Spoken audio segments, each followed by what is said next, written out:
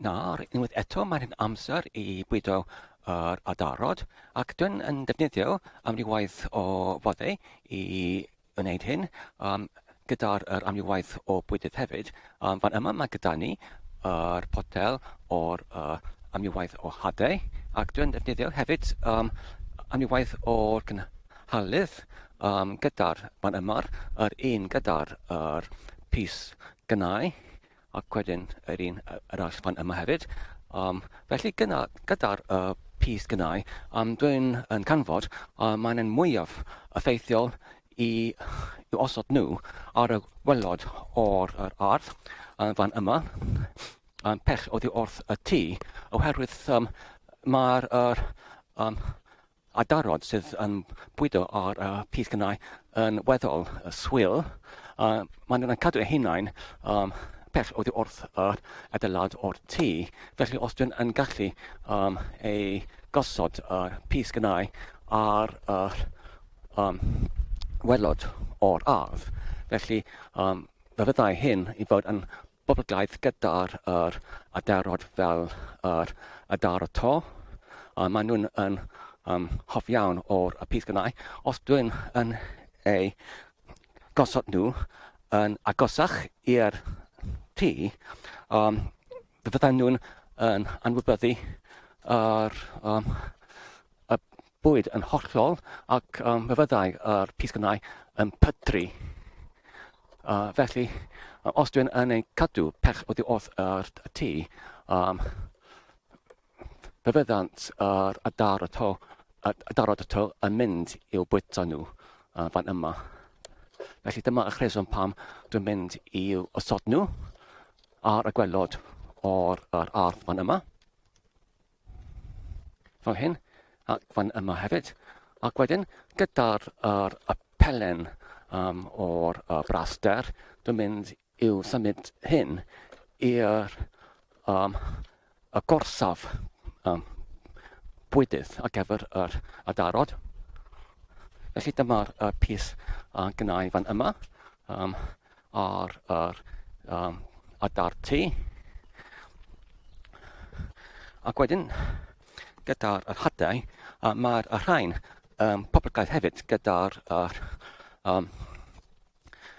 adar gwahanol, dwi'n meddwl. Mae'r rhain yn wirioneddol y hadau yn rhydd fel hyn yn poblogaidd gyda'r pwp fath o'r adarod yn cynnwys y brain. Mae gyda ni fan yma y brain oedd wedi cyrraedd ac wedi ymweled I fwyta'r hadar yn rhydd.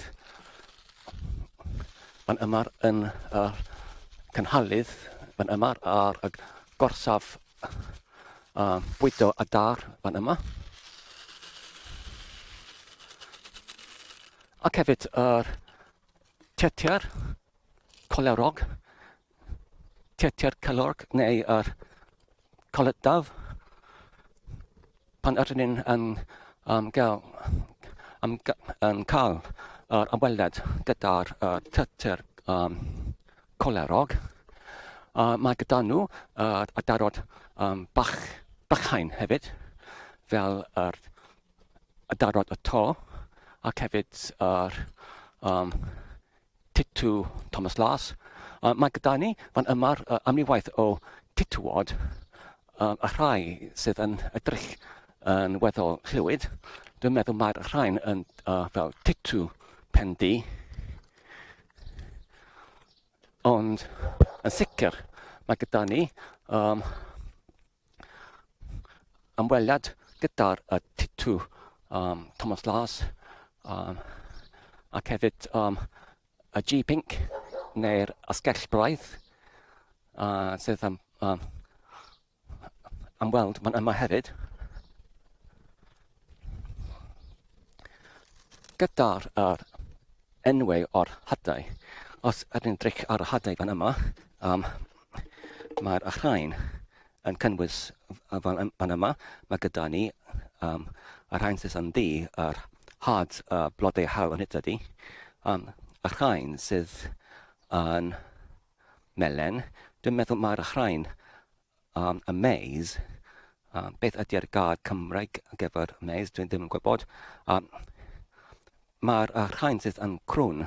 Dwi'n meddwl mae'r rhain had y dari. Mae dari fath o'r gwenydd oddi wrth Morocco. Ac mae gyda ni grawn yd hefyd. Ac hefyd, dwi'n meddwl mae'r rhain sydd yn bach y millet neu had mich yn Gymraeg. Neu ydy y rhain sydd yn crwn a had mich. Dwi ddim yn hollol sicr am hynny, ond dwi'n mynd i edrych ar-lein.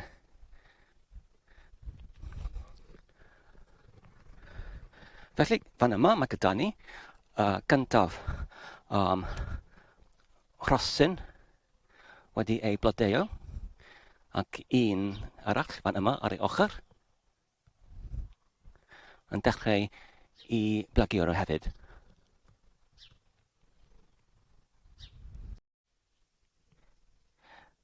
Felly, ynglyn â'r hadau, dwi'n wedi edrych ar-lein am yr fath o hadau ac hefyd ei enwau yn Gymraeg. Yn gyntaf gyda'r un yn ddi fan yma, mae'r hwn yr had y blodau a hael sydd yn ddi, ac wedyn gyda'r un sydd yn melyn fan yma, mae'r hwn yr under grawn, neu undrawn, neu had yr India. Felly, rydyn yn gallu galw hyn hefyd yr undronyn, neu undrawn, neu maize yn Saesnig. Ac wedyn, yr un fan yma, yr un sydd yn grwn ac yn fach, mae'r hwn yr millet, neu enw arall hefyd yw mich had, neu mich ronnyn, neu mich rawn. Ac yr un fan yma sydd yn crwn hefyd, ond yn fwy ydy'r yd dari yd oddi wrth gogledd Africa neu Morocco. Ac yr un fan yma ydy'r yd gwenydd.